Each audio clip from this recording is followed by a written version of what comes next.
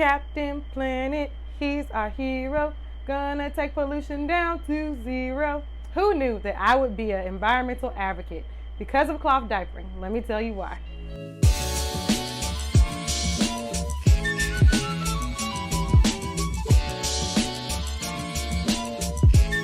Hey, I'm Jamie from clothcuties.com, a site designed to encourage you to cloth diaper your baby. From an infant through the toddler years, I've got the tips and tricks you need to simplify cloth diapering. Hey guys, what's up? Did you miss me? I missed you guys. I took a month off to put in some hard grind work. I'll fill you guys in about that later, but I'm so excited to be back joining you in this month of August. I want to say hey and give a big shout out to all of our new subscribers. I see y'all. Thanks for joining in, and I hope you stick around because I've got a good one planned for you today. You all know I want to see moms thrive, and this channel centers moms of coloring and their cloth diapering experiences. That's why with this summer we were having this massive heat wave in states that had never been as hot as they've been before, record temperatures. I could not sit back and just say nothing because we are literally seeing climate change at work right before our eyes. As simple as it is, cloth diapering is one way to help reduce the problems that we're seeing right now in our environment. So as I'm chatting today, if one of these little tips or one of these little facts that I drop resonates with you, drop it down in the comment below and tell me how it's making you feel, what you're impacted by. Tell me what's resonating with you today, all right? So let's break this down. So the way I want to frame this conversation today is through the view of landfills. Landfills contribute significantly to climate erosion. As you know, some landfill contents go toward reducing and recycling, but the breaking down of all of this landfill waste creates water that we call leachates and gases. The emissions from these water and gases are literal threats to our health and the quality of our environment, y'all.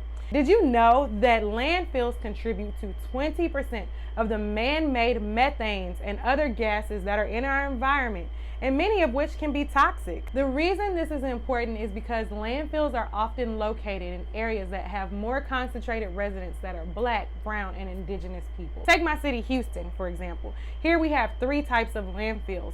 The first one accepts like garbage and household waste and heavy trash. The second type only accepts heavy trash, right?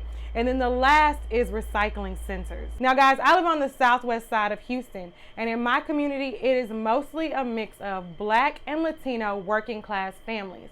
And 5 miles from here, not even 5 miles, I don't think, like I could literally run there. I'm not that great of a runner, but I could run to this landfill facility that's in our community. And I also think toward the church that I grew up in. It's also in a Black neighborhood, but it's nearby, also less than 5 miles away, Houston's largest landfill. The proximity that we share with these landfills is a problem, and it means that we take on the brunt of the side effects and the health implications of living near these landfills. The impact of living near these landfills literally impacts every part of our socioeconomics. We take on the brunt of the smells and the gases that waft through the air. Like our neighborhood was so stinky last week.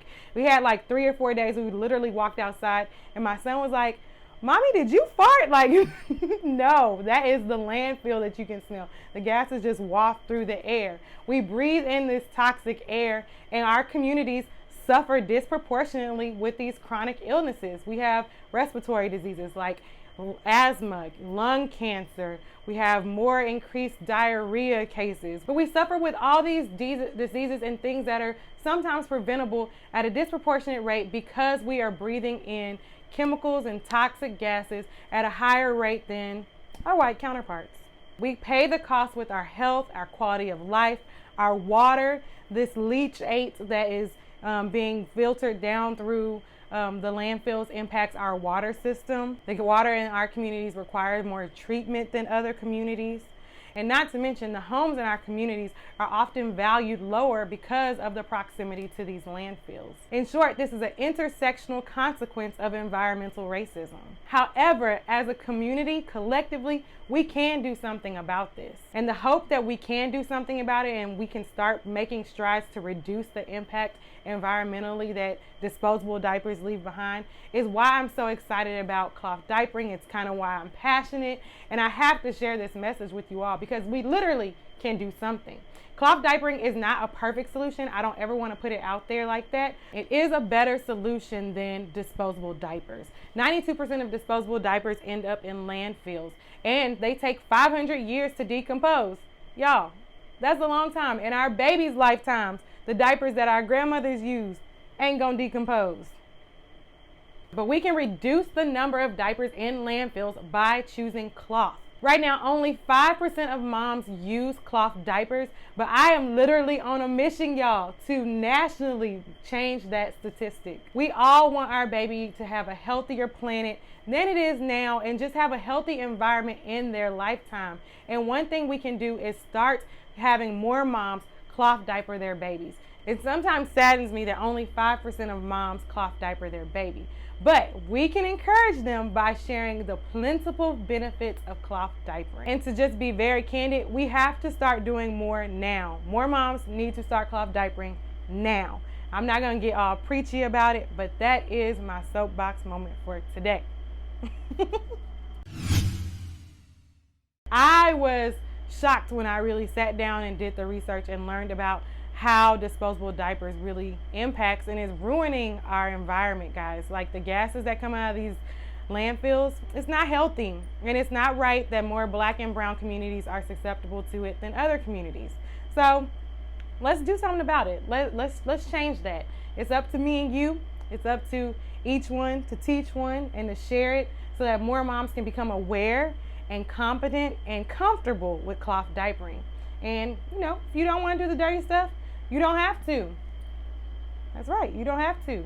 There are diaper services. There are other ways to use your diapers. I was having a little post on Instagram the other day, and I gave one idea of something that I thought was simple for cloth diapering, but another mom reminded me, like, you can put a disposable liner or a bamboo liner, something that biodegrades, on your baby's diaper. You don't have to deal with poop. So if poop is a concern, don't let poop stand between you and your baby's future climate. It don't get no simpler than that, y'all. I hope you've learned something. I really do. I hope you've learned something. If you have, drop it in the comments below. Tell me the fact that resonated with you, what really spoke to you in what I shared today. And let's just start a dialogue, y'all. This is important, guys. This is important. If I could, like, get out of this little screen and, like, come on, sis, let's chat about it. Like, we got to do better, and we can. So, yeah, that's what I'm going to leave you with today. As always, thank you for watching, guys. I really did miss you. I'm happy to be back after my little month break, but I spent it really making memories with my kids, and I know they're grateful, and I'm grateful, and I'm more rested and relaxed to come back with vigor and fire for the rest of the year, guys. So thank you for watching. As always, please click that subscribe button so you never miss a video when I upload one, and head over to clothcuties.com where there's more content to help you simplify your cloth diapering experience. Bye, guys.